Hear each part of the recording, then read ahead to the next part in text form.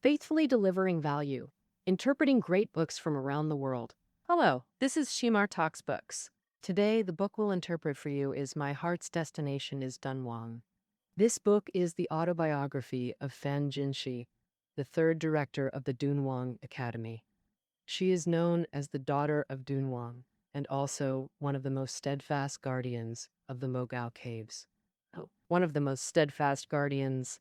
She initiated the largest comprehensive conservation project in Mogao Caves history, introducing modern technology to create digital archives for every cave, mural, and painted sculpture. This digital preservation allows these fragile ancient treasures to endure longer. The digital exhibition center we see in Dunhuang today was also built under her strong advocacy. This book is Fan Jinshi's oral memoir. Published in 2019, it documents Fan Jinshi's work and life in Dunhuang since 1963, spanning over 50 years, and tells of generations of Dunhuang custodians, perseverance, and sacrifice. Today, when we visit Dunhuang and witness the splendid Mogao Caves, we're seeing the legacy of Fan Jinshi and generations of guardians. This book is also a biography of Dunhuang art. In the book, Fan Jinshi narrates compellingly, guiding us through Dunhuang art's evolution from inception. Next, we'll follow Fan Jinshi into her Dunhuang world. Fan Jinshi's ancestral home is Hangzhou. She was born in Beijing in 1938 and later moved to Shanghai with her family. As a child, she contracted polio, leaving her with a frail constitution. Apart from that, her studies and life progressed smoothly. In 1958, 20-year-old Fan Jinshi enrolled in Beijing University's archaeology program within the history department, choosing it due to a misconception about archaeology. She assumed studying history meant just reading books, requiring little physical effort, perfect for her delicate health. And she imagined archaeology would let her travel scenic landscapes, which seemed utterly fascinating. In reality, modern archaeology is grounded in fieldwork. Simply put, fieldwork involves scientific on-site investigation to gather artifacts. Physically demanding work requiring endurance and exposure to elements, not the leisurely travel she envisioned. Come on, Jenny. What is it? She pals back. Hence, few applied for archaeology. Unaware, Fan Jinshi began her studies at Peking University. In 1962, as a senior, Fan Jinshi participated in the mandatory graduation internship. Assigned to Dunhuang Research Institute, this marked the start of her lifelong bond with Dunhuang. Dunhuang is in Gansu, a key hub on the ancient Silk Road. From the 4th century onward, the art of Mogao Caves in Dunhuang began to flourish. In 366 AD, a monk named Lazun journeyed from the Central Plains to Dunhuang. One evening, as he was about to lie down to rest, he casually glanced towards Mount Sanwei. He saw golden rays of light emanating from the mountain and was awestruck by this majestic sight. Wasn't this the Western paradise he had been desperately seeking? Lazun believed this place was sacred and decided to stay. He carved out the first cave here and began meditating inside. And so, starting with Monk Lazun's first cave, the construction of Mogao Caves continued uninterrupted for 10 centuries, with generations of monks carving out caves. And in cramped caves, they practiced asceticism and created countless murals and painted sculptures. Today, Mogao Caves feature 735 caves, 45,000 square meters of murals, and over 2,000 painted sculptures, making it the world's largest and best-preserved Buddhist cave art site. Young Fan Jinshi arrived in Dunhuang and eagerly visited Mogao Caves, nestled between the Singing Sand Mountains and Mount Samway. With thousands of murals and sculptures, Fan Jinshi entered one cave and was so excited she could only utter, "Good." Even after one cave, she could still only say good. Although Mogao Caves are beautiful, life there was harsh. Back then, it was nearly isolated, and going to Dunhuang Town to shop meant walking for half a day. And Dunhuang Town had only 2 department stores and 1 shop selling sugar and salt. The institute staff lived in earthen houses, slept on earthen beds, and rats often fell from the rafters at night. Their water was salty, and drinking too much caused bloating due to poor quality. Plus, during China's 3-year famine, food was scarce.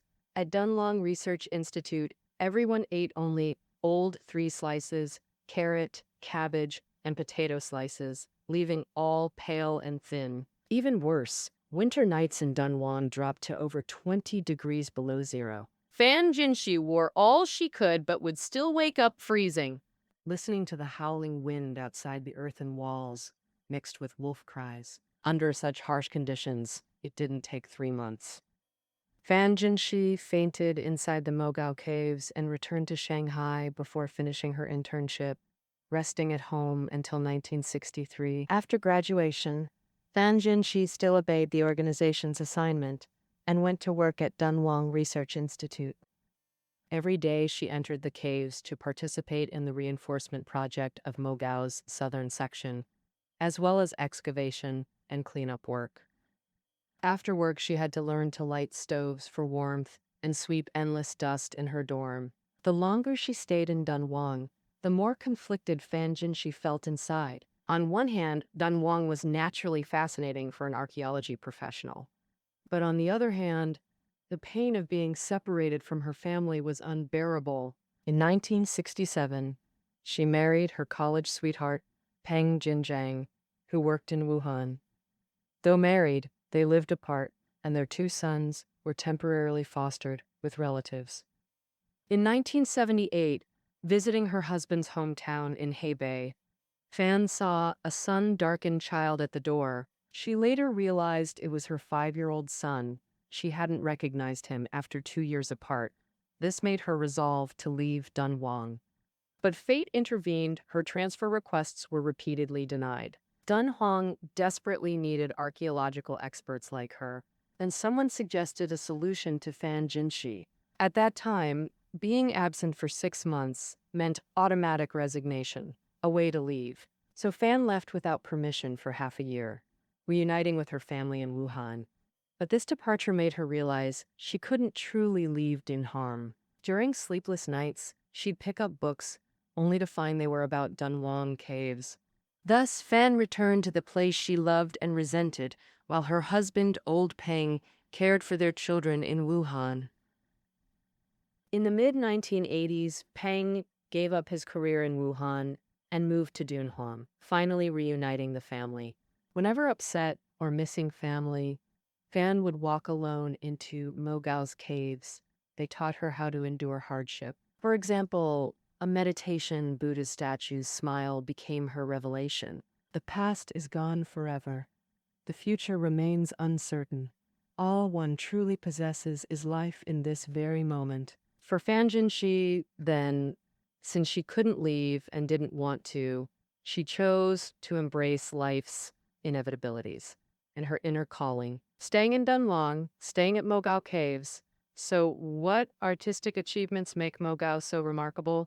In this autobiography, Fan Jinshi gives us detailed insights. First, Mogao's murals. They mainly adorn niches, walls, and ceilings inside the caves. They depict Buddhas, Buddhist stories, sutra content, and traditional Chinese deities.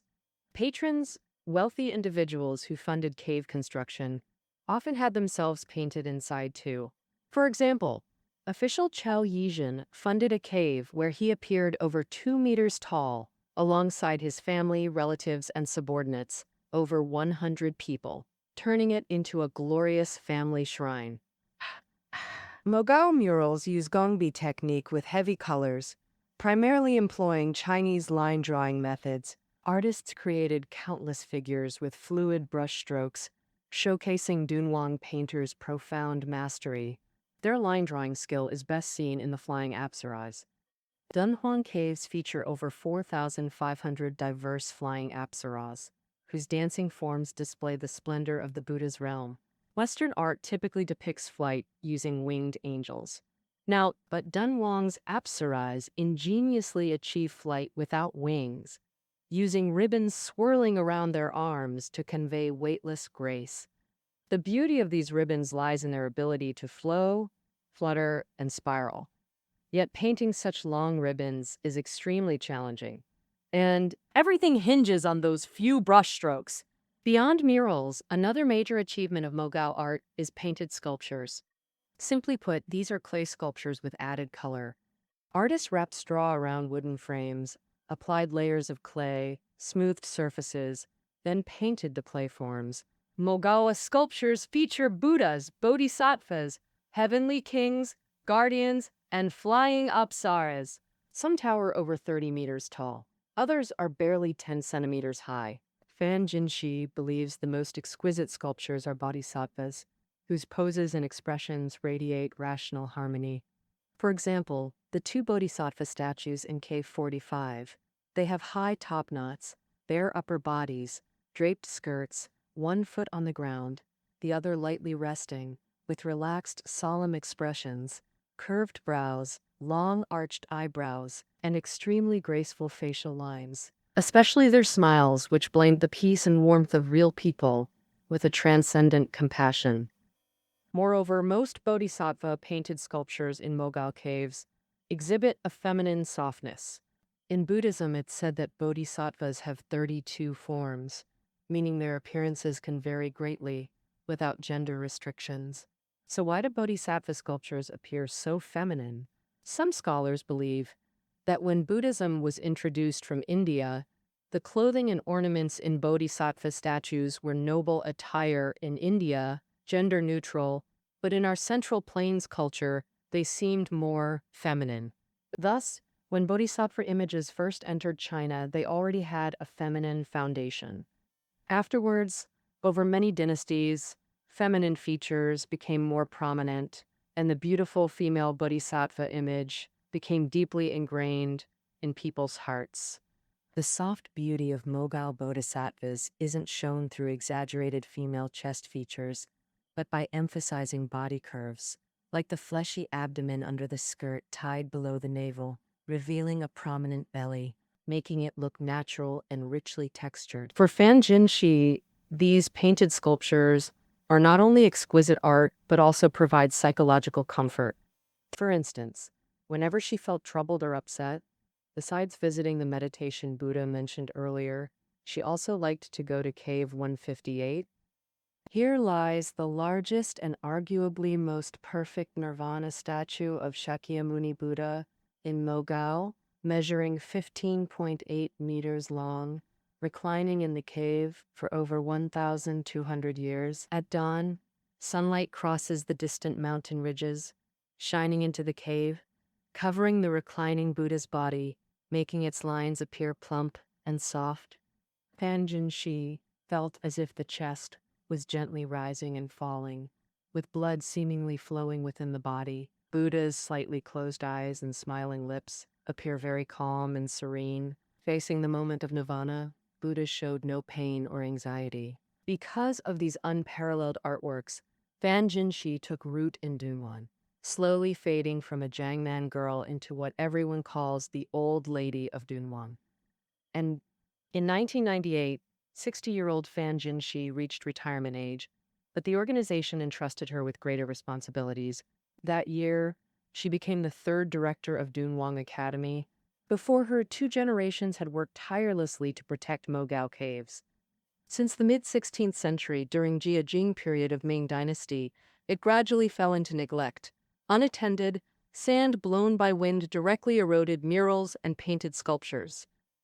Dear Jiajing B. Each summer, rainwater seeped into cave walls through mountain crevices. This repeated process caused severe damage to murals. Earthquakes also collapsed some Mogao caves. In early 20th century, Western explorers violently removed artifacts, further damaging Mogao. For example, in 1923, American Langdon Warner arrived with a team planning to take murals. They intended to analyze Tang Dynasty mural pigments at Harvard Labs. Warner used special chemical glue to remove 26 exquisite murals and stole several painted sculptures.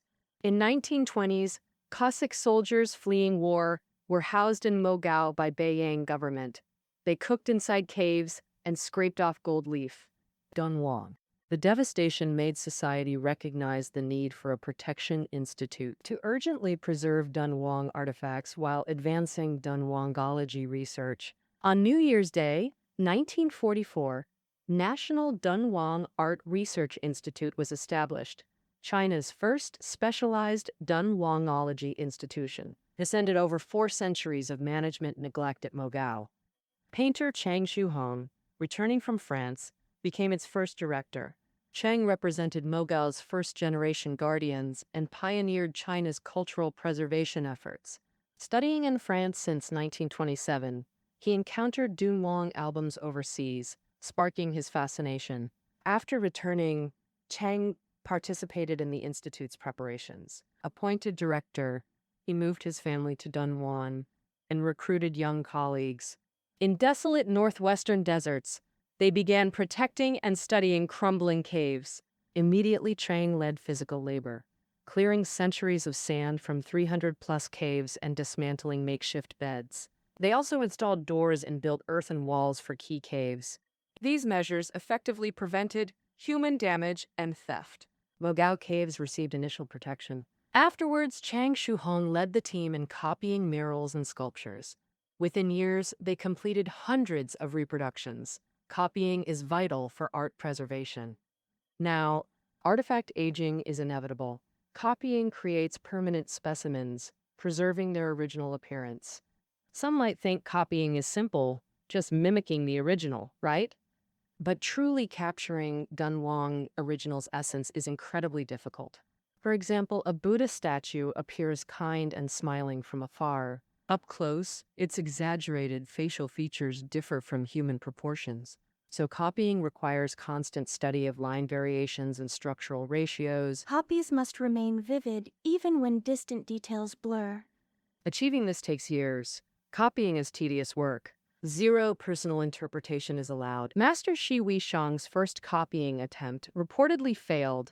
He spent a week copying cave sections, unconsciously using oil techniques, and felt pleased. But colleagues called it Western style, form without spirit. Later, Master Duan Wenji developed a strictly faithful copying method. Duan copied over 340 murals, covering 140-plus square meters. A record in Mogao's copying history.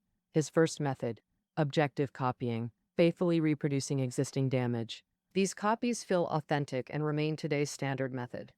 The second method, old color complete copying, scientifically restoring damaged areas to clarity. Such reproductions save viewers from deciphering figures on damaged, blurred murals. The third copying method is restoration, recovering the original clear, complete, and vibrant appearance. This requires studying ancient art to reconstruct original appearances, copying only with scientific evidence, never arbitrary imagination. Although digital replication now exists, these 3 copying methods remain essential. Artists' meticulous observation captures the spirit of originals more vividly than technology ever could. Under Chang Shuhong's leadership, the 1950s to 60s became Dunhuang's golden age of reproduction. Most reproductions in Dunhuang Academy's collection originate from this period. These reproductions exhibit globally, promoting Dunhuang art. Fan Jinshi observed that this director's artistic insight elevated Mogao's status in art history, attracting scholars to study its imagery. In the 1980s, Duan Wenji succeeded Chang as second director of the renamed Dunhuang Cultural Relics Institute. Duan took office post-Cultural Revolution, a period when Dunhuangology research in mainland China was halted. Meanwhile, research advanced significantly in Britain, France, Japan, and the U.S. For instance, since the 1950s, Japan became the largest overseas hub for Dunhuangology.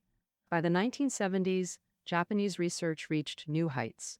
They uncovered new Dunhuang manuscripts from Britain, China, and the Soviet Union, producing landmark studies on Buddhist history, economics, cave art, and society. Ironic saying spread internationally.